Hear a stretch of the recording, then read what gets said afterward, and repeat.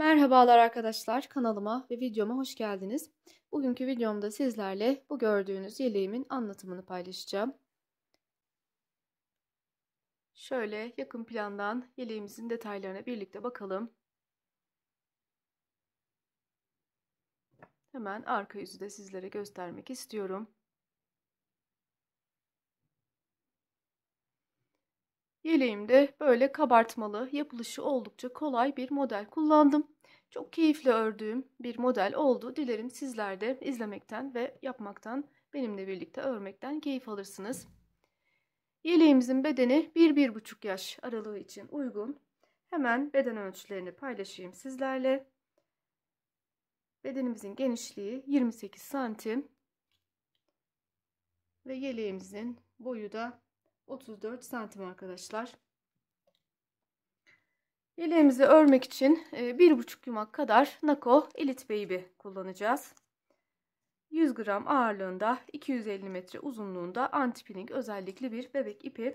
Aynı renkte örmek isteyen arkadaşlar için renk numarası 1636. Yeleğimi örerken 3,5 numara şişleri kullandım ve 4 tane düğme ile de yeleğimi tamamlamış oldum. Yeleğimize alt kısımdan başlayacağız. 3 parça halinde öreceğiz. Öncelikle arka parçamızı örüp tamamlayacağız. Sonrasında da ön parçalarımızı ördükten sonra omuzlarda bir tığ yardımıyla birleştirme yapacağız ve son olarak da yanlarda dikişlerimizi yaparak yeleğimizi tamamlayacağız arkadaşlar. Modelimiz gerçekten yapılışı oldukça kolay, çok hızlı bir şekilde de ilerleyen bir model. Şöyle daha yakın plandan paylaşayım sizlerle. Örgüye yeni başlayan arkadaşlarım da rahatlıkla örebilirler. Modelimiz hem kız hem erkek bebekleriniz için tercih edebileceğiniz bir model. İstediğiniz renkle her iki cinsiyet için de örebilirsiniz arkadaşlar. Ben yeleğimi söylediğim gibi 1-1,5 yaş aralığı için ördüm. İsterseniz daha büyük ve daha küçük yapmak isteyenler için video sonunda gereken ölçüleri ve sayıları da paylaşacağım. Video sonunda vereceğim sayılardan yararlanarak daha farklı ölçülerde de örebilirsiniz arkadaşlar.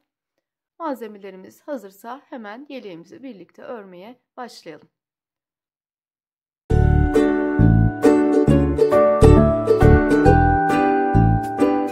Yeleğimizi örmeye arka parçayla başlıyoruz arkadaşlar. Parçamız için şişimize 64 ilmek atalım. İlmeklerimizi 12 sıra boyunca 2 ters 2 düz olarak örüp gelelim. Sizler de buraya kadar tamamladıktan sonra hemen ön yüzde modelimizin kurulumuna başlıyoruz. Modelimiz son derece yapılışı kolay ve çok hızlı bir şekilde de ilerleyen bir model. Örgüye yeni başlayan arkadaşlarım da hiç zorlanmadan örecekleri bir model gerçekten. Şimdi bu sıradan itibaren 2 diş haroşa olacak şekilde öreceğim. Öncelikle her iki yönde bütün ilmeklerimi düz olarak örerek 2 diş haroşayı tamamlayıp tekrar ön yüze gelip devam ediyoruz. Parçamıza 2 ters 2 düz lastikle başlayıp üzerine 2 diş haroşa örüp geldik. Şimdi bu haroşa aralarında kullanacağımız modele başlayacağız. Bu kısım 6 sıradan oluşacak. İlk 2 sırası düz örgü olacak. Üzerine 2 sıra model uygulaması yapacağız. Sonrasında tekrar 2 sıra düz örgü örerek toplam 6 sırayla bu ara kısmı bitireceğiz. Üzerine tekrar 2 diş haroşa örerek modelimize devam edeceğiz. Oldukça kolay bir model söylediğim gibi.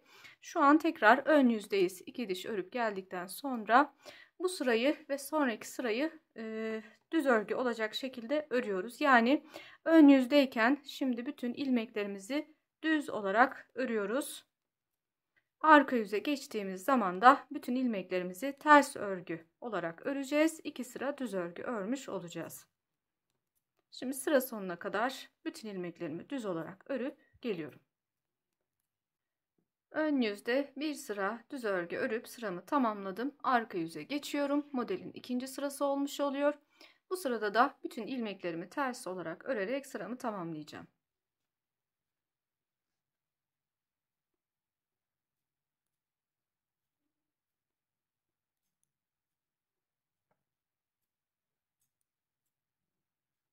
Sıra sonuna kadar ters örüp tamamlıyoruz.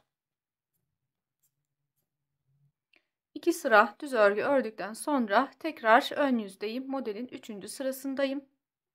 Bu sırada şu şekilde bir işlem yapıyoruz. Önümdeki ilk ilmeğin yönünü çeviriyorum. Tabi sizin ilmekleriniz zaten ipe alış yönünüzden dolayı bu şekilde gözüküyorsa çevirmenize gerek yok. 2 ilmeği birlikte düz olarak örüyorum. Tekrar önümdeki ilmeğin yönünü çeviriyorum, düzeltiyorum. Arkasındaki ilmekle beraber ikisini düz olarak örüyorum. Bir ilmeğin yönünü çeviriyorum. 2 ilmeği birlikte alarak düz olarak örüyorum. Sıra sonuna kadar bütün ilmeklerimi böyle ikişerli birlikte alarak örüp bu sırayı tamamlıyorum.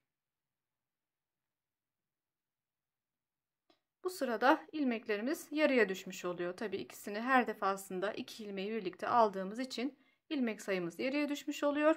Bir sonraki sırada tekrar aynı ilmek sırasına çıkararak devam edeceğiz arkadaşlar. Bu arada kullandığımız modeli böyle ön yüz ve arka yüz olmak üzere 2 sırada örüp tamamlamış olacağız. Sıra sonuna kadar bütün ilmeklerimizi bu şekilde ikisini birlikte örerek devam ediyoruz. Örgümüzü ön yüzde bu şekilde örüp tamamladıktan sonra arka yüze geçiyoruz. Arka yüzde ilmek sayımızı tekrar aynı sayıya, yani 64 ilmeğe çıkaracağız.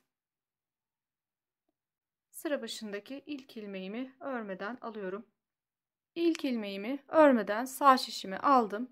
İpimi arkaya alıyorum.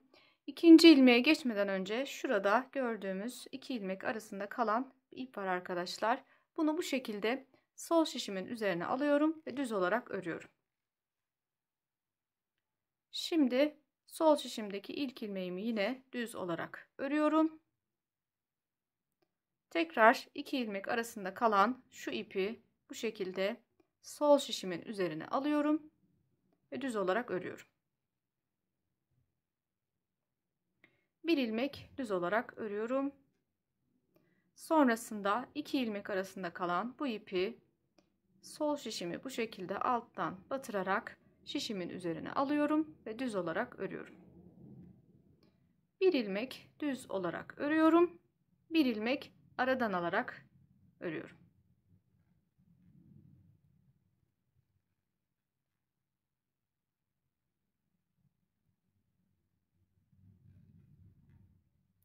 Sıramın sonuna kadar bu şekilde devam ettiğimde tekrar ilmek sayımı 64 ilmeğe çıkarmış oluyorum.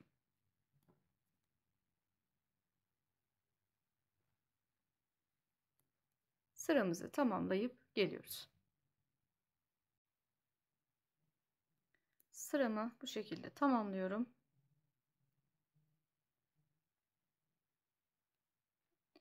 Şu an 63 ilmeğe getirdim tekrar. 64 ilmeği tamamlamak için burada sıra sonunda bu püf noktasını kaçırmayalım arkadaşlar. Şu an 63 ilmek, bir ilmek daha eklemek için şöyle hemen sıranın sonundaki şu iplerden kenardan şişimin üzerine alıp bunu da örerek tekrar 64 ilmeği çıkarmış oluyorum.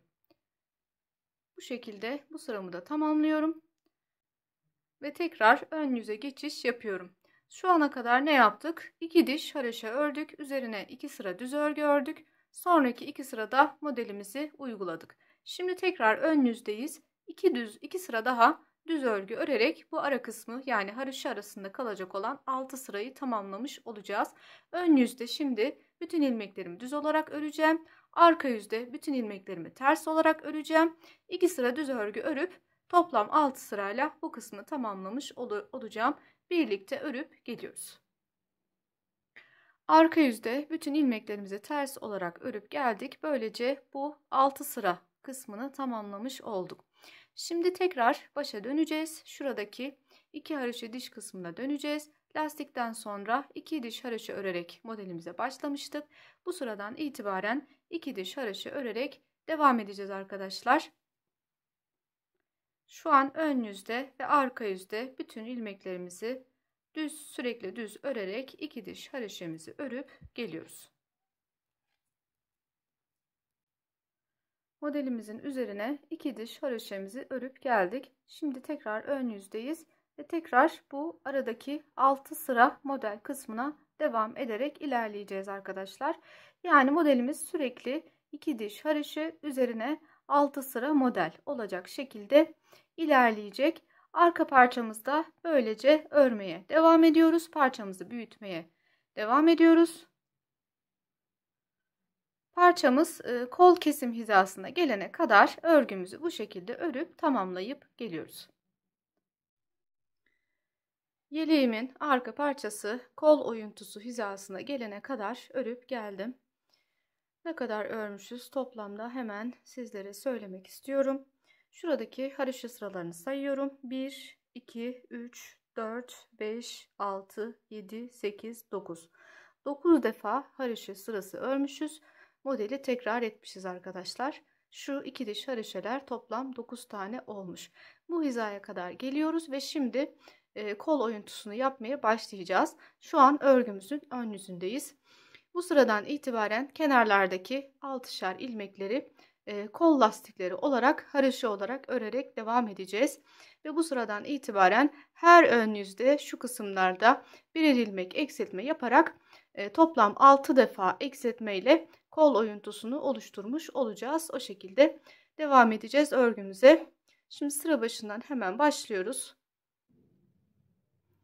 Şimdi ön yüzde sıra başında örmeye başlıyorum. İlk 6 ilmeğimi haroşa örerek başlıyorum. 6 ilmek haroşadan sonra önümdeki 2 ilmeği ipimi öne alıp 2 ilmeği birlikte ters olarak örüyorum. Böylece burada bir ilmek eksiltme yapmış, kesim yapmış oluyorum. Ve devam ediyorum. Modelin gerektirdiği şekilde sırama devam edeceğim. Şu an 2 diş haroşadan sonra ön yüzde düz örgü olarak öreceğimiz kısımdayız. O yüzden ilmeklerimi sıra sonuna kadar düz örgü örerek devam edeceğim. Sıramın sonunda 8 ilmeğim kalana kadar örmeye, düz olarak örmeye devam ettim.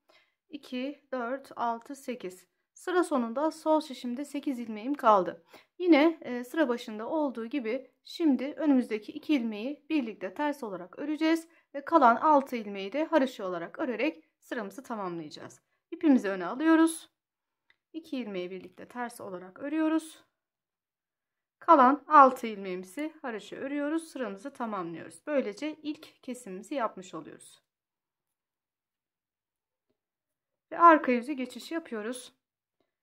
Kesimlerimizi ön yüzde yapacağız. Arka yüzde herhangi bir farklı işlem yapmadan örmeye devam edeceğiz. Kenarları yine 6 ilmek haroşa olarak başlıyoruz. 3, 4, 5, 6. 6 ilmek haroşadan sonra önümde bir önceki sırada kesim yaparak tek ilmeğe düşürdüğüm ilmeğim var. Onun yönü düz. Onu yine düz olarak örüyorum. Ve ipimi öne alıyorum. Modelin gerektirdiği şekilde bu sırada ilmeklerimi ters olarak örerek devam ediyorum. Çünkü modelimizde 2 diş haroşadan sonra 2 sıra biliyorsunuz düz örgü olarak örmemiz gerekiyor. Yani ön yüzde düz, arka yüzde ters olarak örmemiz gerekiyor. İlk 7 ilmeğimizi bu şekilde 6 ilmek haroşa, 1 ilmek düz olacak şekilde ördükten sonra ortadaki ilmeklerimizi ters olarak örerek devam ediyoruz. Sıramızın sonunda yine 7 ilmeğimiz kalana kadar ilmeklerimizi ters olarak örerek devam ediyoruz. Sıramızın sonuna kadar geldik. 2, 4, 6, 8 bir ilmek daha örelim ve 7 ilmeğimiz kaldı. Önümüzdeki bir tane ilmek düz olarak gözüküyor. Onu düz olarak örüyoruz. Ve kalan 6 ilmeği haroşa örüp tamamlıyoruz sıramızı.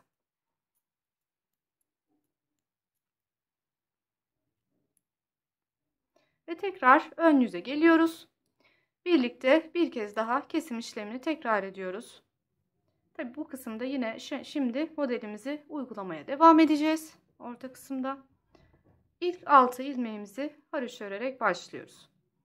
2, 3, 4, 5, 6. 6 ilmek haroşeden sonra ipimizi öne alıyoruz ve sıradaki 2 ilmeği birlikte ters olarak örüyoruz. Kesimlerimizi daima bu şekilde yapacağız. Her ön yüzde 6 ilmek haroşeden sonra sıradaki 2 ilmeği birlikte ters olarak alarak kesimlerimizi yapacağız. Bu şekilde bir ilmek daha kesim yaptıktan sonra şimdi modelimizi gerektirdiği şekilde uygulamaya devam ediyoruz. 2 ilmek düz örgü kısmından sonra şurada model uygulaması yaptığımız sıradayız. Önümüzdeki ilk ilmeğin yönünü çevirip 2 ilmeği birlikte alıyoruz. Bu şekilde sıramızı örmeye devam ediyoruz.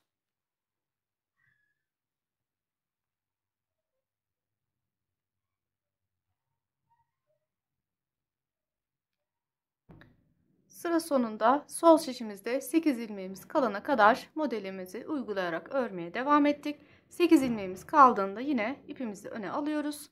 Sıradaki 2 ilmeğimizi birlikte ters olarak örüyoruz. Ve kalan 6 ilmeğimizi haroşa örerek tamamlıyoruz.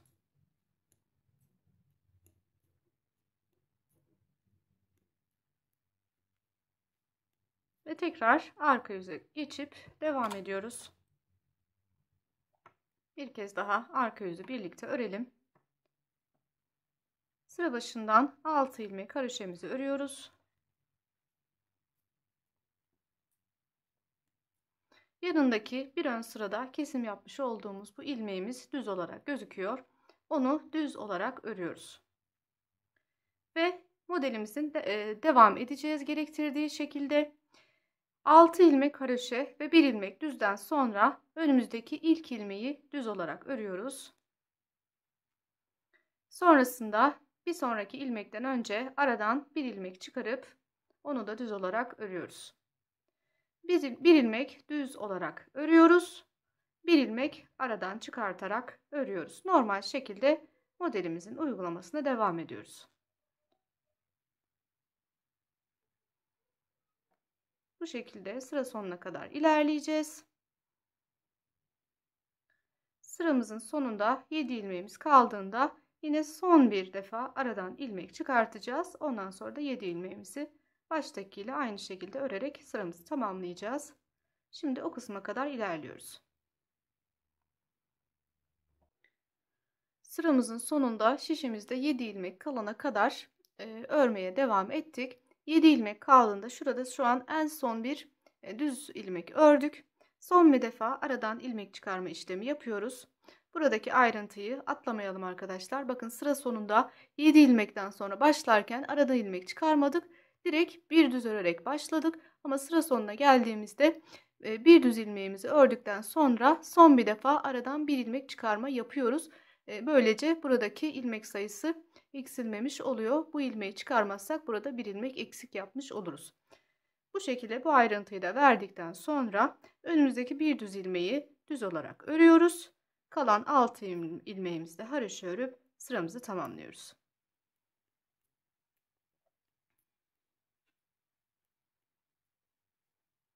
Ve tekrar ön yüze geçiş yapıyoruz. Birlikte 2 defa kesim yapmış olduk. Kol kesimimizi toplam 6 defa yapacağız. Yani bundan sonra 4 defa daha kesim yapacağız kenarlarda. Gösterdiğim şekilde 6 ilmek haroşadan sonra daima yanındaki 2 ilmeği ters olarak örüyoruz. Devamında orta kısımda modelimizi gerektiği gibi devam ettiriyoruz. Mesela şu an bu sırada ön yüzde bütün ilmeklerimizi düz olarak devam edeceğiz. Sıramızın sonunda 8 ilmeğimiz kaldığında yine 2 ilmeğimizi birlikte ters olarak alacağız. Kalan 6 ilmeğimizi haroşa örüp sıramızı tamamlayacağız. Böylece 3. kesimimizi de tamamlamış olacağız. Arka yüzü de yine aynı şekilde gösterdiğim şekilde tamamlayacağız. Bu defa orta kısımda bütün ilmeklerimizi ters olarak örüp geleceğiz. Yani şu iki haroşa arasındaki 6 sıra kısmını bu şekilde tamamlamış olacağız. Sonrasında yine zaten haroşa olarak bir taraftan kesimlerimizi yapıp orta kısım haroşa olacak şekilde yine devam ediyoruz arkadaşlar. Zannediyorum bu kadar açıklayıcı olmuştur. Şimdi bu ön yüzden itibaren 4 defa daha kesim yaparak 6 kesime tamamlayarak kol oyuntumuzu tamamlayıp geliyoruz. Toplamda 6 defa kesim yaparak Arka parçamın kol kesimlerini tamamlamış oldum arkadaşlar. Şöyle yakın plandan sizlere göstermek istiyorum. Parçamıza 64 ilmekle başlamıştık. 6 tane bir tarafta, 6 tane diğer tarafta toplam 12 ilmek eksiltme yapmış olduk. Şu an şişimizin üzerinde 52 ilmeğimizin kalmış olması gerekiyor.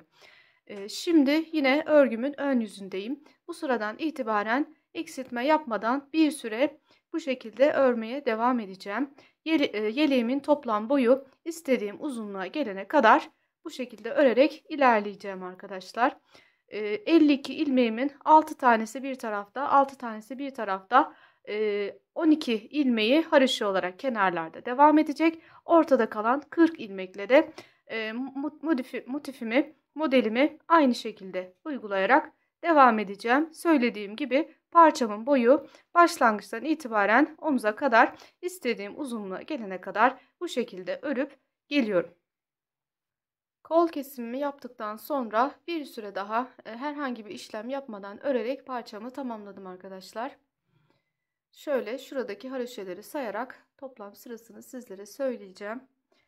Şuradaki bakın hemen şu kısmı da sayıyorum. Şuradan itibaren sayıyorum sıraları. 1, 2, 3, 4, 5, 6, 7, 8, 9, 10, 11, 12, 13, 14, 15, 16, 17, 18, 19, 20, 21, 22, 23, 24, 25, 26, 27.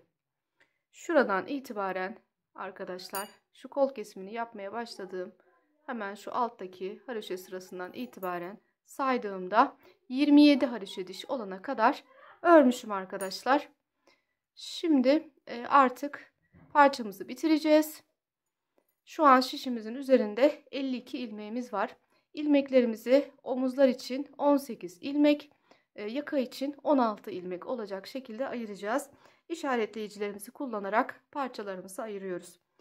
2, 4, 6, 8, 10, 12, 14, 16, 18. İlk omzum için 18 ilmek ayırıyorum. 2, 4, 6, 8, 10, 12, 14, 16. Yaka kısmı için 16 ilmek ayırıyorum ve kalan 18 ilmeğimi de diğer omzum için ayırıyorum. 2, 4, 6, 8, 10, 12, 14, 16, 18. Bu sayılarla ayrımlarımı yapıyorum. Şimdi omuzları öreceğim arkadaşlar. Omuzlarda kesim yapmadan şiş üzerinde bekleteceğim çünkü omuzları.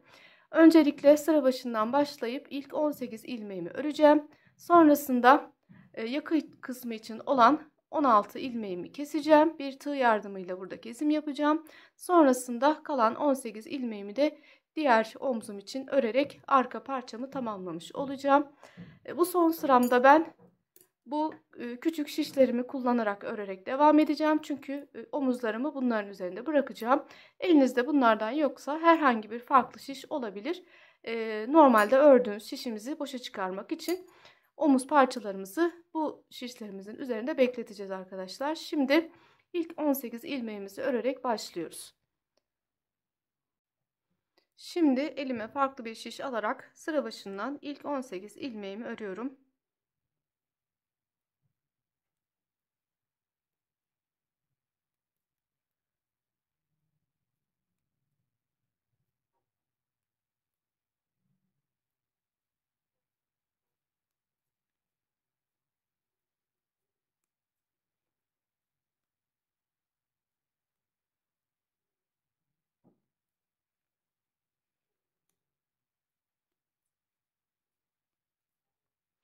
...18 ilmeğimi ördükten sonra yaka ilmeklerini kesmeye geldi sıra.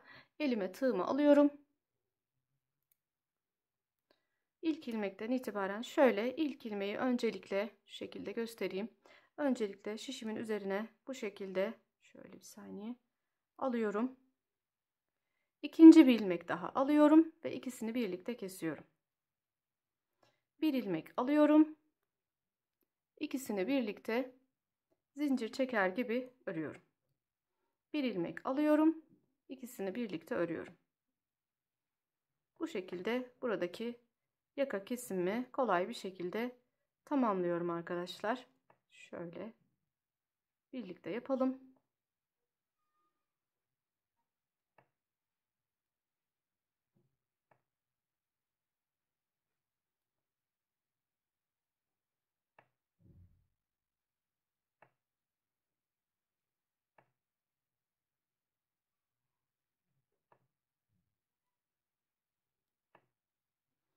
Son bir ilmeğim kaldı. Onu da şöyle sol şişimin üzerine alıyorum. Şimdi diğer şişimi de alıp bu kısmı öreceğim. Şu kalan son ilmeği sıra başındaki ilk ilmekle birlikte, bakın şuradan sol kısımdan ikisini birlikte alarak öreceğim. Bu şekilde şişimi batırıyorum. Böyle örerek bu ilmeği de burada yok etmiş oluyorum. Ve kalan 18 ilmeğimi de örüyorum. Bu şekilde parçamı tamamlamış olacağım.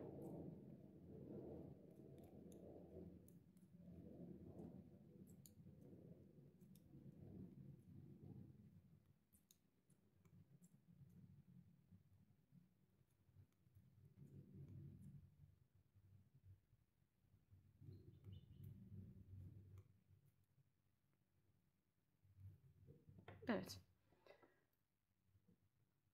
Böylece arka parçamızı bu şekilde tamamlamış olduk arkadaşlar. Yaka kısmında kesim yapmış olduk.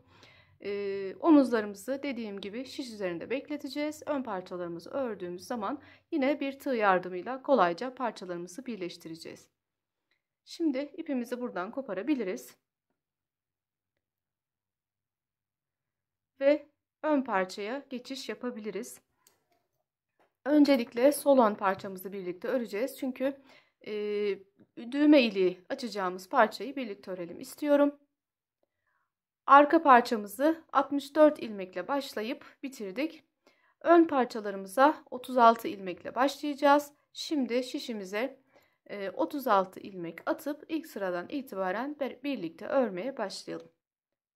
Ön parçam için şişime 36 ilmek attım. Bu bizim sol ön parçamız olacak.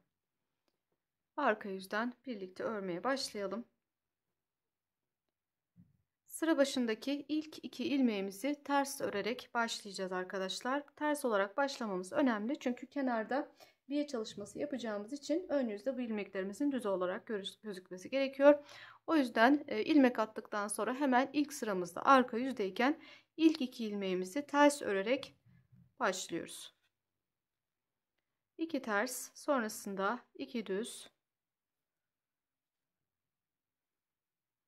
2 ters, 2 düz olacak şekilde bu sıramızı tamamlıyoruz.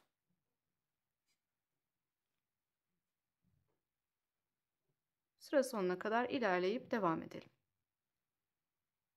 Arka yüzde bir sıra 2 ters 2 düz lastik örüp geldik. Şimdi ön yüzdeyiz. Lastiğimize devam edeceğiz. Bu bizim sol ön parçamız olacağı için sıra başı kenara denk gelecek. Sıra sonu şu kısımsa ön patımız olacak. O yüzden bu parçada sıra sonundaki şu 2 ilmeğimizle biye çalışması yapacağız. Bu ön parçamız boyunca bu biye çalışması devam edecek arkadaşlar. Diğer ilmekleri normal şekilde 2 ters 2 düz olarak öreceğiz. Arka parçada olduğu gibi 12 sıra boyunca lastiğimizi örmeye devam edeceğiz. Şimdi sıra sonuna kadar ilerliyorum. 2 ters,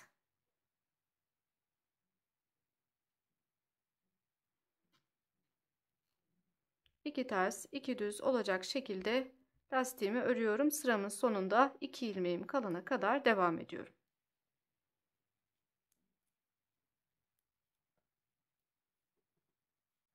Sıramın sonuna kadar geldim. Sıra sonunda 2 düz ilmeğim kaldı. Arkadaşlar bu düz ilmekleri her zaman ön yüzdeyken öreceğim. Yani sıra sonunda öreceğim.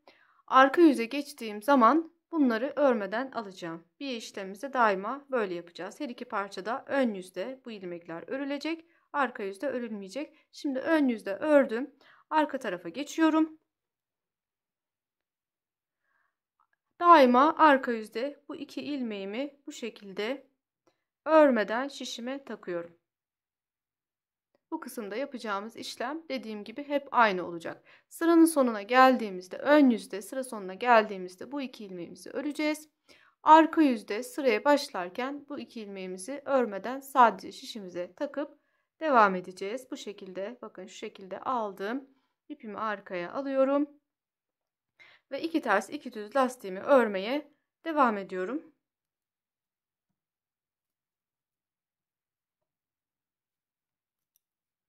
Bu sırayı da tamamlayınca 4 sıra lastiğimi örmüş olacağım. Üzerine 2 sıra daha ördükten sonra yani 6 sıra lastiğimi tamamladıktan sonra ön yüze geçtiğim zaman ilk iliğimi de açacağım arkadaşlar. Birlikte bu sıramızı tamamlayalım.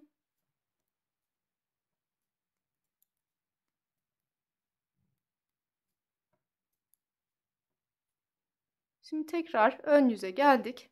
Sıra sonuna kadar lastiğimizi örelim. Sıra sonuna gelince bir kez daha burada bir işlemini sizlerle paylaşacağım.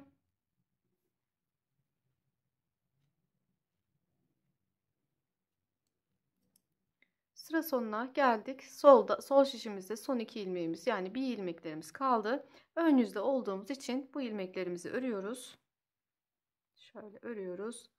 Arka yüze geçtiğimiz zaman bu ilmeklerimizi örmeden şişimize takıp ilerliyoruz. Bu şekilde örmeden alıp ipimizi öne alıp devam ediyoruz lastiğimizi örmeye arkadaşlar. Bu sırayı da tamamlayalım. Bir sonraki sırada ilik açma işlemini yapacağız. Bir sonraki ön yüze yani ilik açacağımız sıraya geldik. İliğimizi bu ön parçada şurada son 4 ilmek kaldığında açacağız. Oraya kadar örelim. İliğimizi açıp devam edelim. Sıramızın sonunda sol şişimize 4 ilmeğimiz kaldı. Bir tane dolama yapıyoruz. Pardon, şöyle bir tane dolama yapıyoruz. Sıradaki 2 ters ilmeğimizi birlikte alarak ters olarak örüyoruz. Böylece ilk iliğimizi açmış oluyoruz. Ve sondaki 2 ilmeğimizi de örüp sıramızı tamamlıyoruz. Bu şekilde devam edeceğiz arkadaşlar. Toplam 12 sıra lastiğimizi örüp tamamladıktan sonra modelimizi uygulamaya başlayacağız. Biye ilmeklerini gösterdiğim şekilde daima sıra sonunda örüp sıra başında arka yüzde sıra başında örmeden alarak o kısımda devam edeceğiz arkadaşlar. Lastiğimizi 12 sıraya tamamlayıp geliyoruz. 12 sıra lastiğimizi tamamladıktan sonra şimdi artık modelimizi uygulamaya başlayabiliriz. Ön parçamızda da. Ön parçamızda sıra sonundaki 8 ilmeğimiz ön patlar olacak arkadaşlar. Bu 8 ilmeğin 6 tanesini haroşa olarak öreceğiz. Sondaki 2 ilmek biye olarak aynı şekilde devam edecek. 8 ilmek bizim ön lastiğimiz olacak. Kalan ilmeklerle de modelimizi uygulayarak arka parçada yaptığımız gibi aynı şekilde ilerleyeceğiz. Şimdi ne yapıyoruz? Öncelikle şu kısımda lastikten sonra 2 haroşa diş örmüştük. Yine aynı şekilde 2 haroşamızı örüyoruz. Üzerine motifimizi uygulayarak devam ediyoruz. Tek farkı ne olacak? Sıra sonundaki 8 ilmeğimizin 6 tanesini haroşa, 2 ilmeğini gösterdiğim şekilde biye olarak örerek devam edeceğiz. Onun dışında modelimizi uygulayarak parçamızı öreceğiz arkadaşlar. Parçamıza başlayalım. Arka parçayla aynı olacak şekilde kol kesimini yapacağımız hizaya kadar parçamızı örüp tamamlayıp geleceğiz arkadaşlar. İlk iliğimizi burada lastik kısmında örmüş olduk. Şimdi bu sıradan itibaren burada haroşa olarak öreceğimiz için bundan sonra haroşa dişleri sayarak diğer iliklerimizi açmaya devam edeceğiz. İkinci lastiğimizi şuradaki ilk haroşadan itibaren sayarak 10 haroşa diş olduğunda ikinci lastiğimizi açalım. Ama ondan sonraki iliklerimizi 12 haroşa diş arayla açmaya devam edelim. Burada lastikten sonra şuradaki ilikten sonra çok az daha ördüğümüz için bundan sonraki ilk iliğimizi 10 haroşa diş arayla açarsak daha muntazam bir şekilde hani ilik araları denk gelmiş olacak. Şimdi parçamızı kol kesimini yapacağımız hizaya kadar örüp tamamlayıp geliyoruz. Sol ön parçamı arkayla aynı hizaya gelene kadar örüp tamamladım arkadaşlar alt kısmını. Toplam 4 tane ilik açarak kol hizasına kadar bitirmiş oldum. Şimdi parçamızın hem kol hem de yaka kısmına başlayacağız. Aynı anda hem koldan hem yakadan kesmeler yaparak ilerleyeceğiz. Arka parçada olduğu gibi kol kesimini yaparken kenarda 6 ilmek haroşa olarak öreceğiz. Sonrasında kesim yapacağız. Yaka kısmına geldiğimizde yine aynı şekilde ön patımız 2 ilmek biye artı 6 ilmek haroşa, yani 8 ilmek olarak devam ettik baştan itibaren ön patımıza. Bu 8 ilmekten önceki 2 ilmekte kesim yaparak yaka oyuntumuzu da oluşturmuş olacağız. Hemen birlikte başlayalım. Şimdi sıra başından 6 ilmeğimi haroşa olarak örüyorum.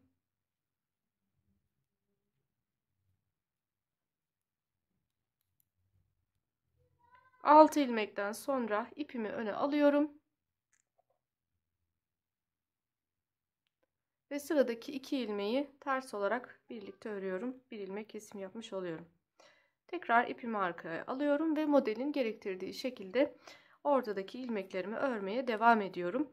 2 diş haroşadan sonraki şuradaki düz örgü, 2 sıra düz örgü kısmındayım şu an. Ön yüzde düz örgü olarak ilmeklerimi örmeye devam ediyorum. Sıra başında 6 ilmek haroşa ördüm. Sonrasında 2 ilmeğimi birlikte ters olarak ördüm. Devamındaki ilmeklerimi düz olarak örmeye devam ediyorum. Sıramın sonunda 10 ilmek kalana kadar öreceğim.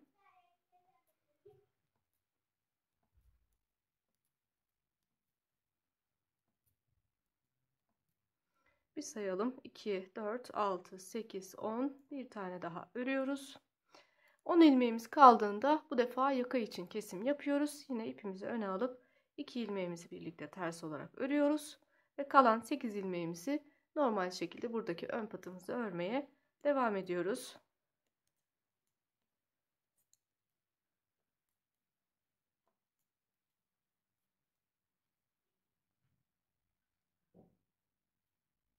Ve arka yüze geçiş yapıyoruz. Sıra başındaki 2 biye ilmeğimi örmeden şişime alıyorum. Devamında 6 ilmek haroşamı örüyorum.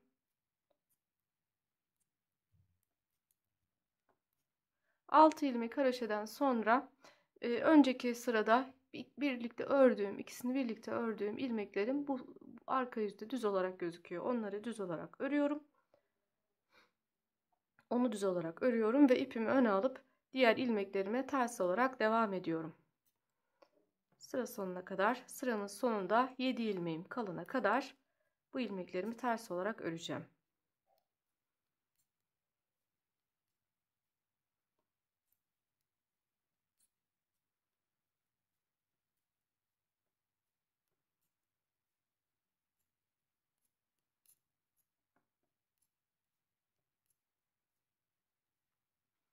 Sıra sonunda 7 ilmeğim kaldı. Önümdeki bir ilmeği düz olarak örüyorum. Ve sıra sonunda kalan 6 ilmeğimi de haroşa olarak örerek sıramı, arka yüzümü tamamlamış oluyorum.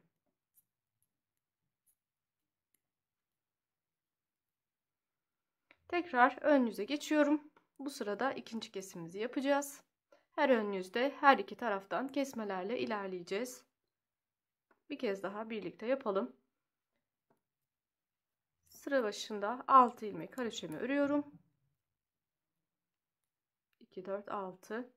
Sıradaki 2 ilmeği birlikte ters olarak birlikte ters olarak örüyorum. Bir ilmek kesimi yapıyorum. Ve şimdi model uygulamasına devam edeceğim. Aradaki ilmeklerimde şuradaki 2 sıra düzden sonraki modeli uygulamaya başladığım kısımdayım. 2 ilmeğimi bu şekilde birlikte alarak aradaki ilmeklerimde modelimi örmeye devam ediyorum. Sıramın sonunda yine 10 ilmeğim kalana kadar modelimi uygulayarak ilerleyeceğim. 2, 4, 6, 8, 10. 10 ilmeğim kaldığında ipimi öne alıp 2 ilmeğimi birlikte ters olarak örüyorum. Ve kalan 8 ilmek patımı örüp sıramı tamamlıyorum.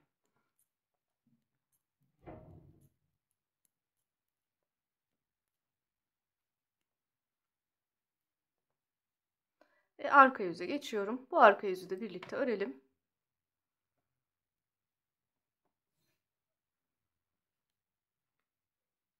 Sekiz ilmek patımı örüyorum.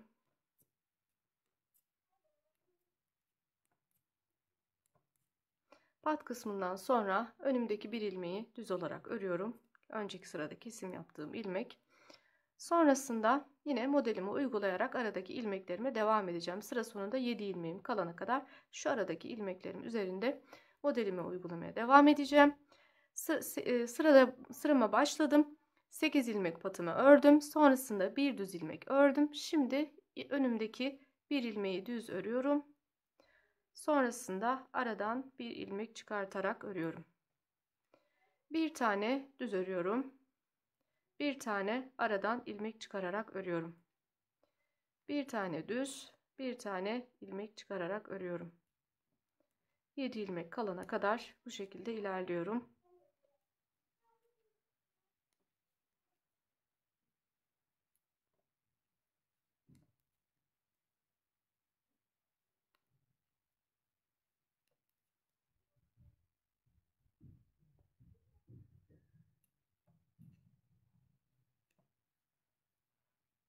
Bu 7 ilmekten önce son bir defa aradan ilmeğimi çıkarıyorum. Bu şekilde model uygulamasını tamamlamış oluyorum bu kısımda. Ve önümdeki şu an 7 ilmeğim kaldı. Önümdeki bir ilmeği düz olarak örüyorum ve kalan 6 ilmeğimi haroşelerimi örüp sıramı tamamlıyorum.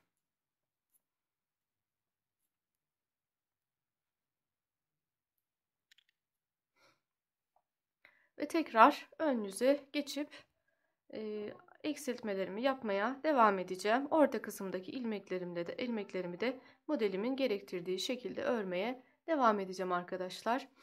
Arka parçamızda kol kesimini 6 kez yapmıştık. Bu kısımda 6 ilmek eksiltme yapmıştık. Ön parçalarımızda da yine aynı olacak. Ön parçada kol kısmında burada şu an 2 defa eksiltme yapmış olduk. 4 defa daha yapacağız. Buradaki eksiltmemizi tamamlamış olacağız. Toplam 6 eksiltme yapacağız kol kısmında. Yaka kısmına gelince yaka kısmında daha fazla olacak. Şöyle söyleyeyim. Arka parçamızda omzumuz için 18 ilmek bırakmıştık.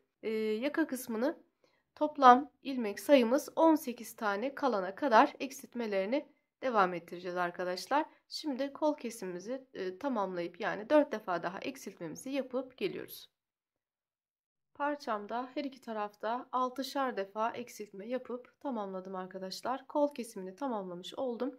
Bundan sonra kolda sadece sıra başında 6 haroşemi örüp devamında modelimi devam ettirerek ilerleyeceğim. Yaka kısmındaysa eksiltmelere devam edeceğim.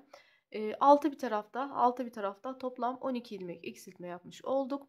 36 ilmekle başlamıştık. 12 ilmeği çıkardığımızda şu an şişimizin üzerinde 24 ilmeğimiz var. İlmeklerimizin sayısı 18 kalana kadar yaka kısmında eksiltme yapmaya devam edeceğiz. Yani 6 defa daha eksiltme yapmış olacağız yaka kısmında.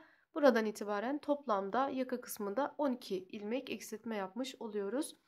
Bu sırayı da birlikte örelim modelimizi uygulayarak.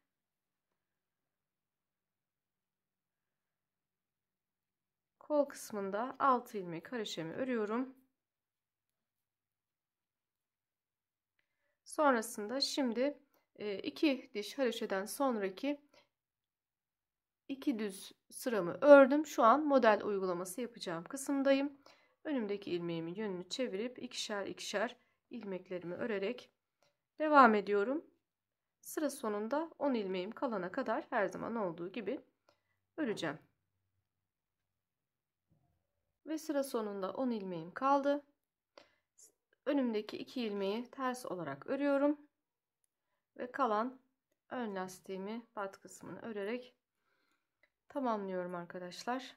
Böylece yaka kısmında 7. eksiltmemi yapmış oldum. 5 kez daha bu kısımda aynı şekilde eksiltme yaparak ilerleyeceğim. Böylece ilmek sayım 18'e düşmüş olacak. Ondan sonra arka kısımda yaptığımız kadar bu hizada ne kadar ördüysek aynı şekilde örerek parçamızı tamamlayacağız. Öncelikle yaka kısmını tamamlayalım kesimlerini. İlmek sayımızı toplamda 18'e düşürelim. Sonrasında şuradaki ilk haroşa dişten itibaren şuradan sayıyoruz. İtibaren saydığımızda toplamda 27 haroşa diş olana kadar parçamızı örüp tamamlayıp geliyoruz arkadaşlar. Yeleğimin ön parçasını tarif ettiğim şekilde tamamladım arkadaşlar. Üst kısmı bu şekilde bitirmiş oldum.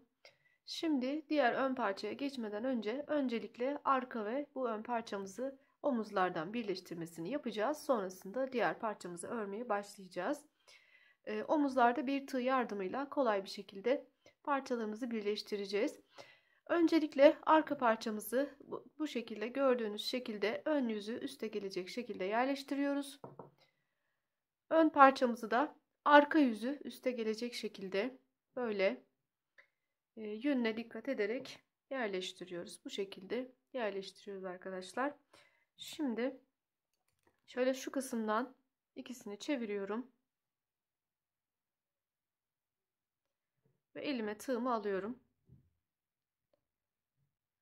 Şimdi bu kısımda her defasında ilmekleri karşılıklı olarak alarak tığ yardımıyla birleştireceğim.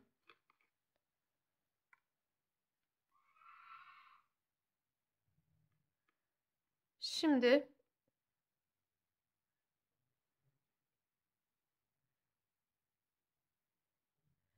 ipimin bağlı olduğu ilmeğimi alıyorum. Bir ilmek de ön taraftan alıyorum ve ikisini birlikte örüyorum. Bir ilmek ön taraftan alıyorum. Bir ilmek arka taraftan alıyorum. Tığımın üstündekiyle beraber üçünü birlikte örüyorum. Bir ilmek öndeki şişten, bir ilmek arkadaki şişten ilmeklerimi alıyorum. Tığımın üstündekiyle beraber üçünü birlikte örüyorum. Çok sıkı olmayacak şekilde üçünü birlikte alarak örelim burada arkadaşlar. Bir ilmek önden alıyoruz, bir ilmek arkadan alıyoruz. Üçünü birlikte zincir çeker gibi çekiyoruz. Bir ilmeği kaçırdık, pardon.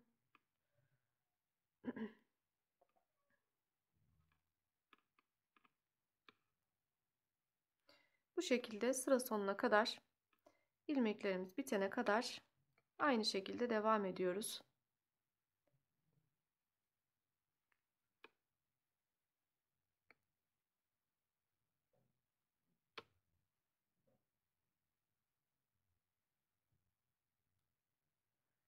Sıra sonunda şişlerimde kalan son ilmekleri de alıp birleştirmemi bitirmiş olacağım.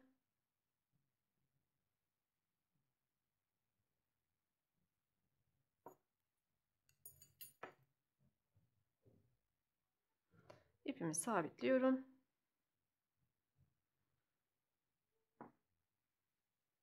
Bu şekilde omuz birleştirmemizi yapmış oluyoruz. Ön yüzden de bakıldığında böyle muntazam bir şekilde birleştirmiş oluyoruz arkadaşlar. Şöyle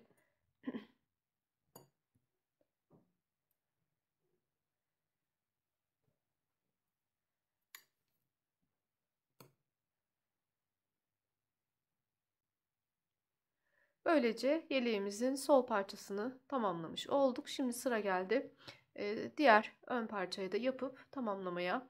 Yine aynı şekilde şişimize 36 ilmek atarak başlıyoruz.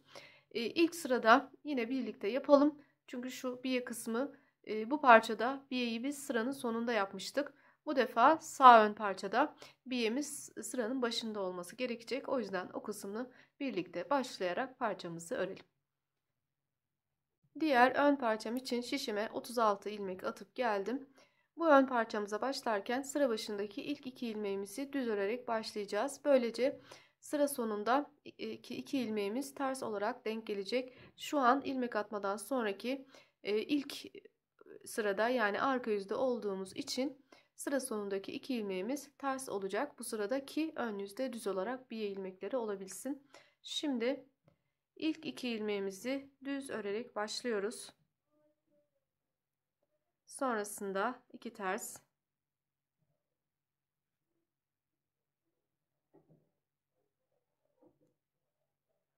Sıramızın sonuna kadar iki ters, iki düz olacak şekilde lastiğimizi örmeye başlıyoruz. Sıra sonuna kadar geldim. Sıra sonundaki iki ilmeğimi ters örüp ilk sıramı tamamlamış oluyorum ve ön yüze geçiyorum. Yine aynı şekilde bu kenarda biye ilmekleri olacak olan iki ilmeğimizi ön yüzlerde öreceğiz. Arka yüzde örmeden alarak devam edeceğiz. Şimdi bu sırada bu şekilde ikisini Bu şekilde örüyorum. İlk ilmeği örmeden aldım. İkinciyi ördüm. Yine 2 ters 2 düz olarak devam edeceğim. Bir sonraki yüze yani arka yüze geçtiğim zaman sıra sonunda bu 2 ilmeği örmeden şişime takarak devam edeceğim. Oraya kadar ilerleyip gelelim arkadaşlar. 2 sıra ilerleyip sıra sonundaki bir kısmına geldim. Bu ön parçada yapacağımız bir çalışması bu şekilde olacak. Arka yüzdeyken ipimizi öne alıp bu 2 ilmeğimizi örmeden şişimize takacağız. Ve ön yüze geçeceğiz. Ön yüzde bu 2 ilmeğimizi örerek örgümüze başlayacağız. Bu kenarlardaki biyemizi daima bu şekilde yapacağız. Ön ve arka yüzde hep aynı şekilde devam edeceğiz. Böylece bir yüzde örüp bir yüzde örmeden biye çalışmamızı devam ettirmiş olacağız. 2 ilmek biyeden sonra aynı şekilde 2 ters 2 düz olarak devam ediyorum. Bu kısma geldiğimde yani buradan bir tur örüp geri gelip bu hizaya geldiğim zaman sondaki 2 ilmeğimi örmeden şişime takıyorum. Ön yüze geçtiğimde sıra başında bu 2 ilmeğimi örerek sırama başlıyorum. Parçam boyunca aynı şekilde ilerleyerek devam ediyorum arkadaşlar. Şimdi lastiğimizi diğer ön parçada olduğu gibi 12 sıra oluncaya kadar 2 ters 2 düz olarak örüyoruz. Sonrasında bu defa parçamızın başlangıç kısmında sıra başında pat kısmı 8 ilmek pat kısmı bu defa sıra başında olmuş olacak. Aynı şekilde bu parçamızı da örüp tamamlayacağız arkadaşlar. Kol hizasına kadar örüp tamamladıktan sonra bu defa kol ve yaka kısımlarını yer değiştirerek aynı şekilde burada tarif ettiğim şekilde örüp bitireceğiz. Omzumuzu da aynen gösterdiğim gibi birleştirip tamamlamış olacağız arkadaşlar. Oraya kadar yani omuz birleştirmesini de yapıp yeleğimizi tamamlayalım. Son olarak yan dikişlerimiz kalmış olacak. Yan dikişlerimizi de yaparak bitirmiş olalım. Arkadaşlar yeleğimin diğer ön parçasını da tamamlayıp geldim. Düğmelerini de güzelce diktim. Şöyle bir tarafın dikişini yaptım. Şimdi sizlerle diğer yan tarafın dikişini de yapıp yeleğimizi hazır hale getireceğiz. İpimizi sabitleyip gelelim. İpimi sabitledikten sonra lastik kısmında ön yüzde dikiş yapmaya başlıyorum. Şöyle şuralardan iğnemi batırıyorum.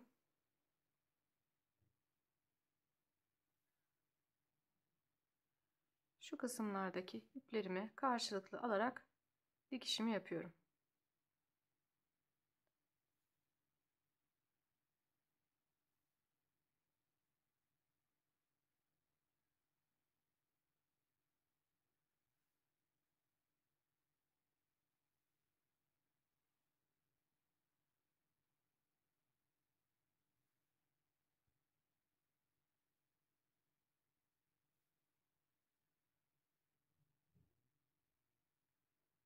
Bir aradan son bir defa alalım.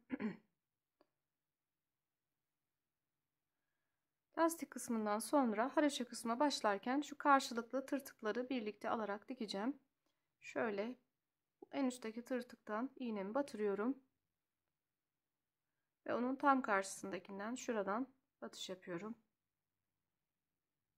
Şuradan ve şuradan. Bu şekilde alarak dikişimi yapıyorum. Üst kısma geçtiğimde yine aynı şekilde şöyle kenarlardan bakın şu sondaki ilmek içinden şuradan iğnemi batış yapıp şu kısımdan batırıp dikişlerimi yapıyorum.